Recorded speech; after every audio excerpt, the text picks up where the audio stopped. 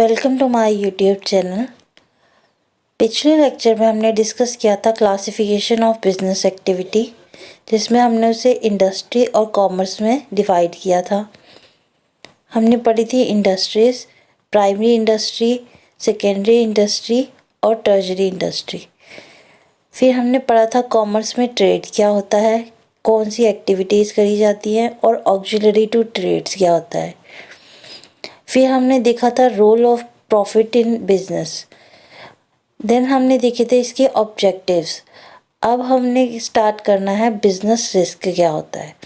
तो it refers to possibility of inadequate profit और even losses due to uncertainty और unexpected events.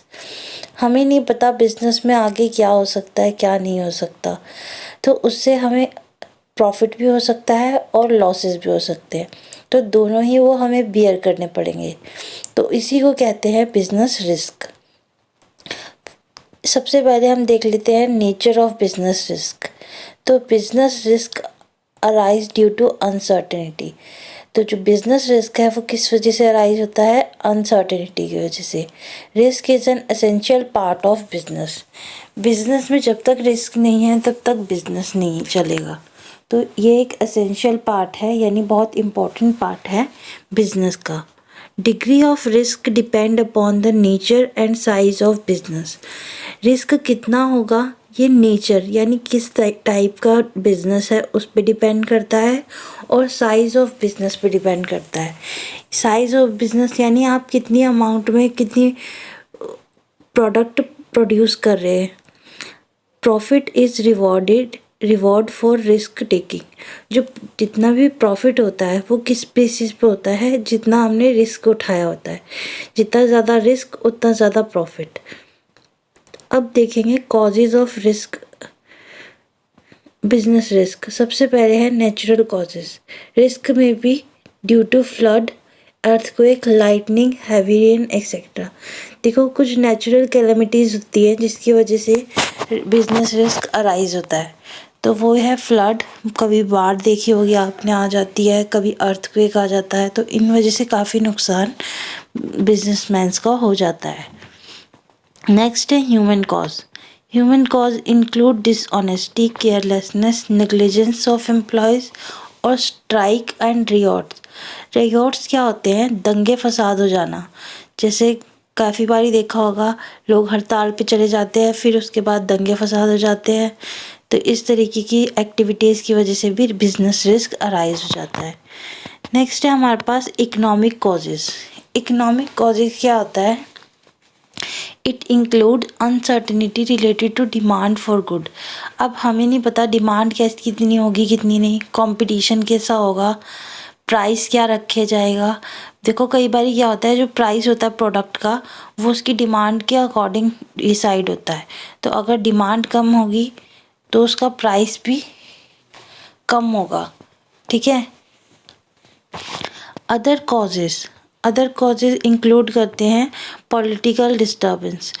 Politics की तरफ से भी काफ़ी सारी डिस्टर्बेंस क्रिएट करी जाती हैं। कई बार पॉलिटिकल पार्टी का इंटरफेयर होता है, तो उस वजह से भी बिजनेस रिस्क अराइज हो जाता है। अब नेक्स्ट है हमारे पास basic factors to be consider before starting a business. सबसे पहला है selection of line of business. किस टाइप का बिजनेस आप करेंगे, आप किस चीज़ से रिलेटेड बिजनेस करेंगे, ये सबसे पहली इम्पॉर्टेंट चीज़ है। Based on the requirement in the market nature and type of business to be select. अब बिजनेस में जो चीज़ होती है वो क्या होता है, हम मार्केट के हिसाब से चलते हैं। मार्केट में क्या चल रहा है, मान लो मार्केट में बहुत ज़्यादा कपड़ों की सेल है तो हम कपड़े ही बेचेंगे। ठीक है। अब अगर बहुत ज़्यादा जूतों की सेल है तो हम जूते ही बेचेंगे। तो ये इस तरीके से डिसाइड हम कर सकते हैं। नेक्स्ट है हमारे पास size of the firm. Size of the firm किस पे डिपेंड करता है, कितना पैसा हमारे पास है। अगर पैसा ज़्यादा है तो बड़े स्केल पे हम बिजनेस करेंगे, अगर पैसा कम है तो हम स्मॉल स्केल पे करेंगे। ठीक है। नेक्स्ट है हमारे पास choice of form of ownership. Form of ownership किस तरीके की होगी, capital required, amount of capital required पर ये डिपेंड करता है। Legal formality to be filled in, liability of the owner. ये जो देखो क्या होता है, जो ओनरशिप है उसके साथ साथ ना बहुत सारी लाइबिलिटी भी आती है। लाइबिलिटी मतलब कि उसके ऊपर जिम्मेदारियां एक तरीके से आ जाती हैं। अब जो भी पैसा जहाँ जहाँ से भी अरेंज किया है वो उसी को चुकाना है एट द एंड। तो उस पैसे को, जो पैसा इकट्ठा किया है बिजनेस के लिए, उसको देखना, उसको अरेंज करना और उसको संभालना, ये सारा काम करना पड़ता है। Location of the business enterprise, location की, बिजनेस की लोकेशन कहाँ है।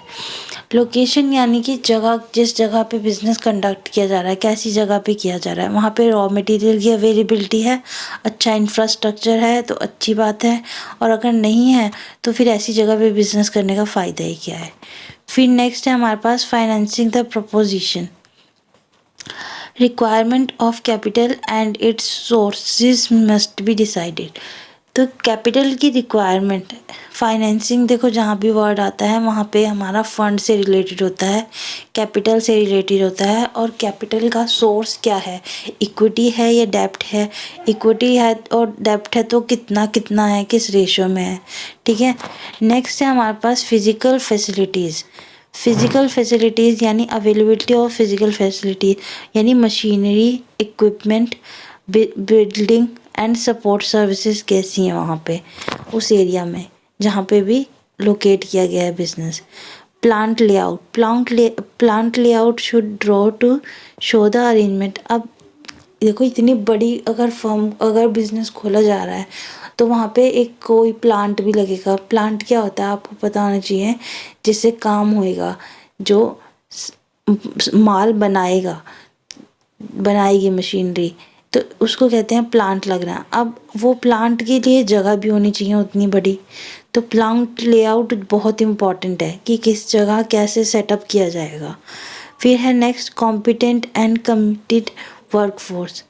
वर्कफोर्स बहुत इम्पोर्टेंट है। अगर आपके एम्प्लॉयज़, वर्कर्स अच्छे नहीं हैं तो आप काम अच्छे से नहीं करवा सकते उनसे।